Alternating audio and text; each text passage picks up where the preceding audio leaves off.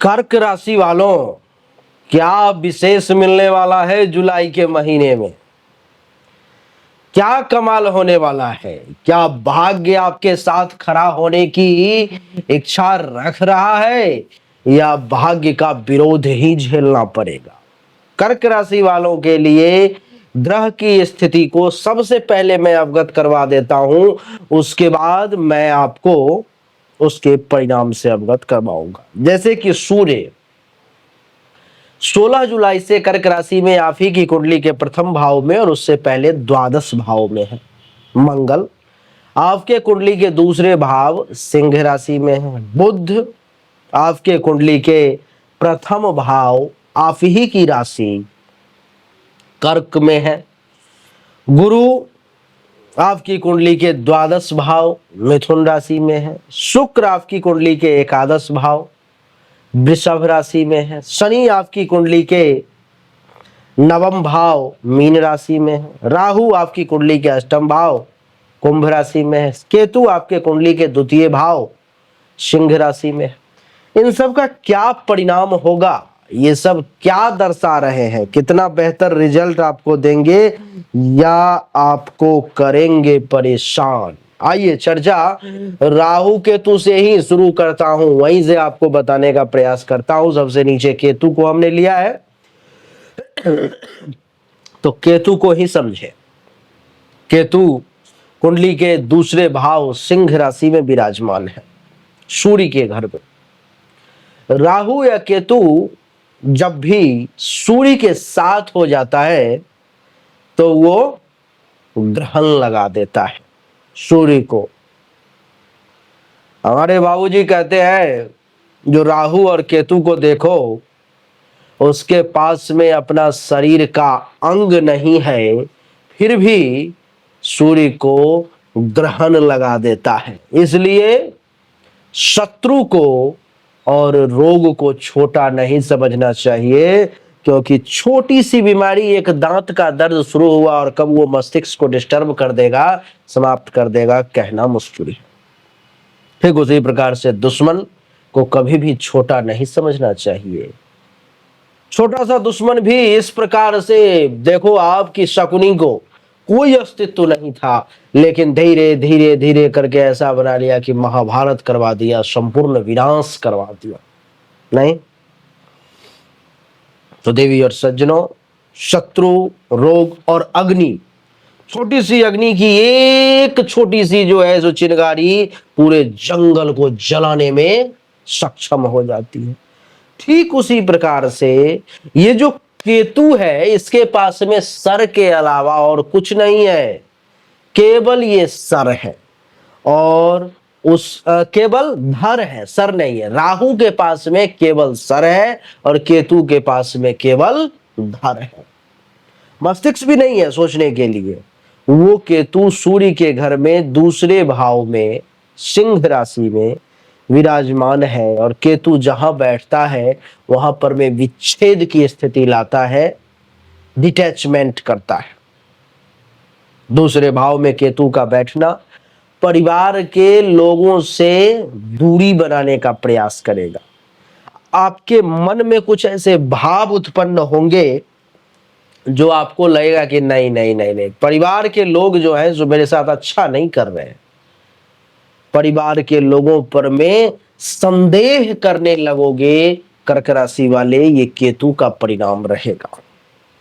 केतु दूसरे भाव में वाणी पर बैठा हुआ है, कुछ ऐसी बातें इस महीने में आपके मुख से ये निकलवा देगा जिससे लोगों के साथ आपकी दूरी होती चली जाएगी, परिवार के लोगों के साथ डिटैचमेंट होता चला जाएगा।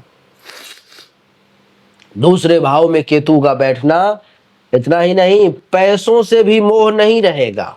धन धान्य संपत्ति को भी बी ग्रेड में रखोगे, नाक तो नहीं दोगे उतना, पैसा है तो है, क्या करूं मैं, ऐसी सोच आ जाएगी। यानी कि धन धान्य संपत्ति रुपया पैसा भी आपके लिए मायने नहीं रखेगा।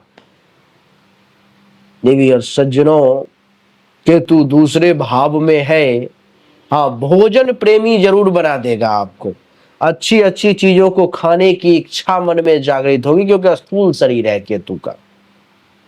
मन में ये भाव होगा कि आज ये खा लूं, ये खा लूं, ये खा लूं, अच्छी अच्छी चीजों को खाने की इच्छा जागृत होगी। राहु पर मैं अगर चर्चा करूं तो राहु कुंडली के अष्टम भाव में विराजमान है, कुंभ राशि में। आठवां भाव आप सब जानते हो, मौत का भाव है ये। लेकिन दूसरे ही पल में ये भी बताऊं कि जिंदगी का भी भाव है ये।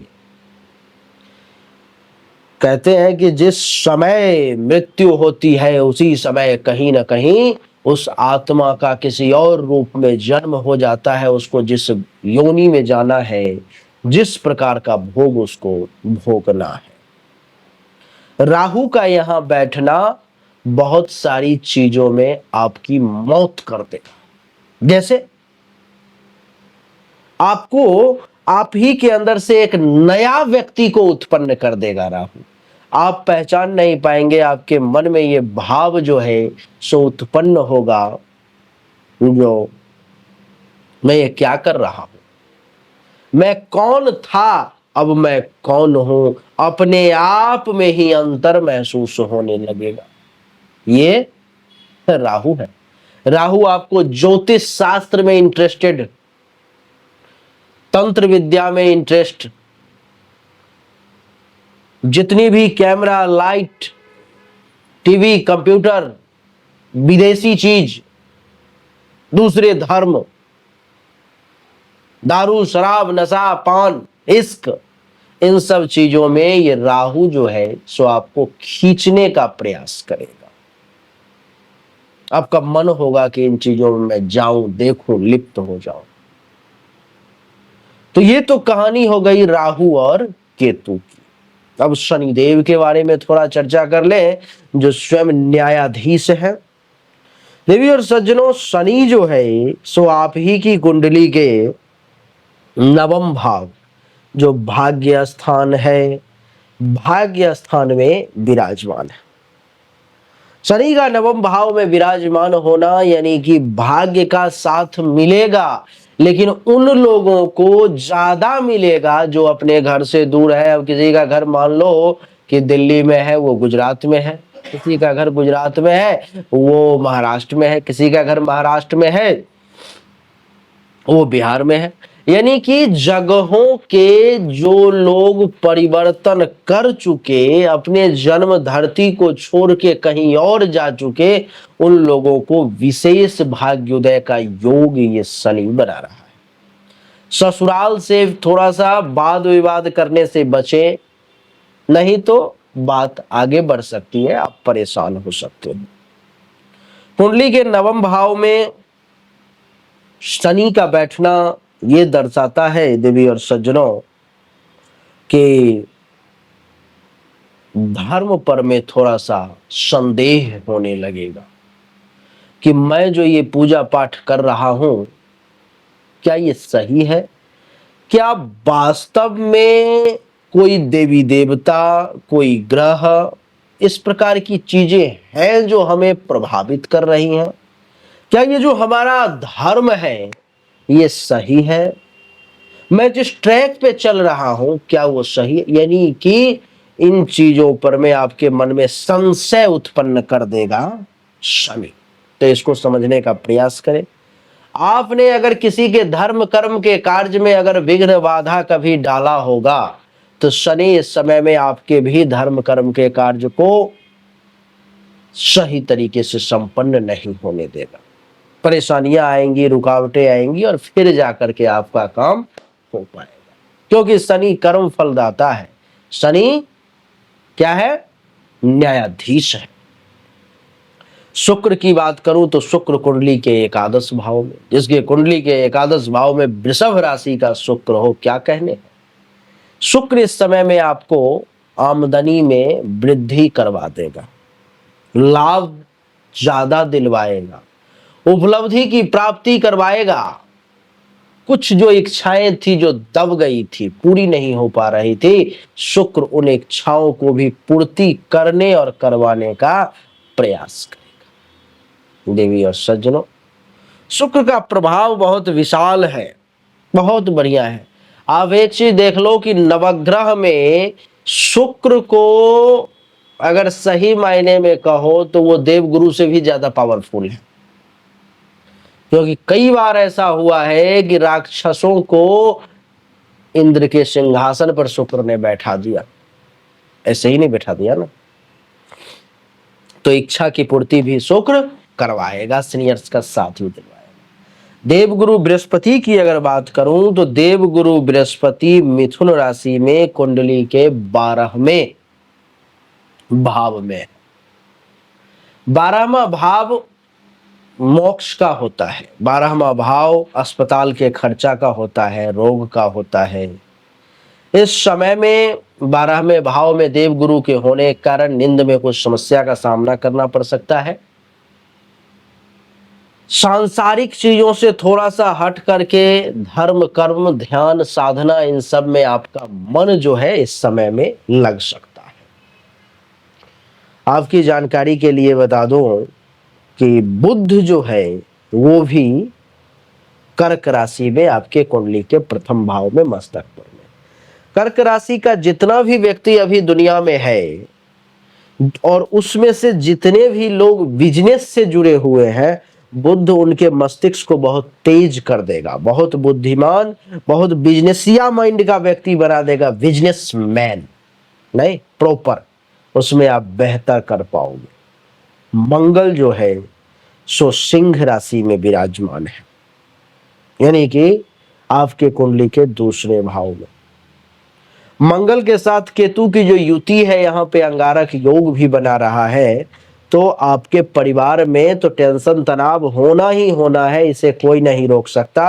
अगर कोई रोक सकता है तो वो हो आप, और आप भी ऐसे रोक सकते हो कि वाणी पे काबू रखोगे तभी ये संभव है, नहीं तो नहीं हो पाएगा। और ऐसे मंगल आपके धन धान्य संपत्ति को बढ़ाने का जरूर प्रयास करेगा, मन में अहंकार, ईगो थोड़ा सा जरूर देने की कोशिश करेगा। सूर्य जो है सो 16 जुलाई से पहले कुंडली के द्वादश भाव में, मिथुन राशि में। सूर्य और गुरु की युति 16 जुलाई से पहले बन रही है, गुरु आदित्य योग। क्या होगा?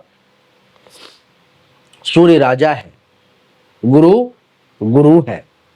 राजा और गुरु दोनों मिल गए, यानी कि विदेश में जो लोग होंगे, घर से दूर जो लोग होंगे, उन लोगों को अच्छा खासा ज्ञान और शासन दोनों की प्राप्ति हो गई, वो बेहतरीन रिजल्ट्स ले लेगा वो व्यक्ति। 16 जुलाई के बाद कर्क राशि में प्रथम भाव में सूर्य देव आ जाएंगे, तो क्या होगा? जैसे ही प्रथम भाव में सूर्य देव आएंगे, आपके अंदर एक राजा वाला प्रभाव जागृत हो जाएगा। राजा हूं, ऐसा नहीं होगा, ऐसा नहीं, एक मन में भाव उत्पन्न हो जाएगा कि मैं भी कुछ हूं, और उस प्रकार का एक इनर्जेटिक स्वभाव, शारीरिक तौर पे मजबूती, ये सब देखने को मिलेगा। तो समय मिला जुला के ठीक है, कुछ मामलों को छोड़ दिया जाए तो, जैसे कि पारिवारिक जीवन को सुखद बनाने के लिए उपाय है, राहु, केतु और मंगल के या तो मंत्र का जाप करो। नमो रांग राहवे नमः राहु का, नमो केंग केतवे नमः केतु का, नमो अंगारकाय नमः मंगल का, या सबके स्वामी भगवान शिव के शरण में चले जाओ, उन्हीं को जल दूध अर्पण करो, वही आपकी सुरक्षा करे। वैसे ये एक छोटा सा सामान्य राशिफल था जो 100% एक्यूरेट नहीं है। 100% एक्यूरेसी के साथ जानकारी के लिए आपकी जन्म कुंडली या हस्तरेखा की जांच करवाना अति आवश्यक है। अगर आप जांच करवाना चाहते हो तो सामने दिए गए नंबर पर में जन्म तारीख, जन्म समय, जन्म स्थान, दोनों हाथ के हथेली का फोटो अवश्य भेजें। आपको सही और एक्यूरेट जानकारी निश्चित तौर पे प्राप्त होगी। कम से कम भाग्य रत्न अपना जरूर धारण करो। भाग्य रत्न है आपका पुखराज, पुखराज सिद्ध किया हुआ पुखराज रत्न अथवा उपरत्न धारण करो, अच्छा रहेगा आपके लिए। भाग्य भरोसे जो भी काम अटक रहे होंगे वो बनने लगेंगे। अच्छा लगा तो वीडियो को लाइक करें, शेयर करें, चैनल को सब्सक्राइब करके इसके बेल आइकन के बटन को दबाएं। एक बार पुनः आप सभी का बहुत बहुत धन्यवाद। Thank you so much. जय हिंद, वंदे मातरम। बोलिए राधे राधे, राम राम।